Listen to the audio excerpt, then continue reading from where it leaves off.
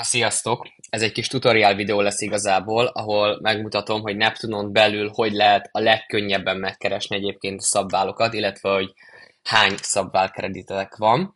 Beléptek a Neptunba, ugye a tanulmányok fülnél van egy ilyen, hogy előrehaladás. Erre szépen rákattintotok. Van egy olyan, hogy mintatantervek. Itt kiválasztjátok a gyógyszerészképzés kötelező tárgya 2020 fület, pipa, mintatantervek kiválasztása, tárgycsoportnál bejelölitek, hogy minden, és listázzuk. Ugye itt kijönnek a mintatantervi tárgyak, de ezek igazából most nekünk nem lényegesek, hiszen ezek a kritérium, illetve kötelező tárgyak. Viszont, ha legörgetünk ide alulra, na itt lesz, ami számunkra érdekes, ezek a nem mintatantervi tárgyak.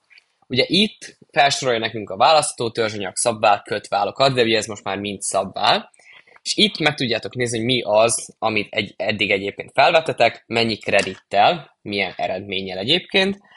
Viszont, hogyha még kicsit lejjebb jöttök, akkor itt van is egy ilyen, hogy elért kredit, ugye van a kötelezők, illetve ugye a szabadon választott tárgyaknál, és itt például nekem ki is van írva, hogy 21, tehát egy még kell ahhoz, hogy meglegyen a 22.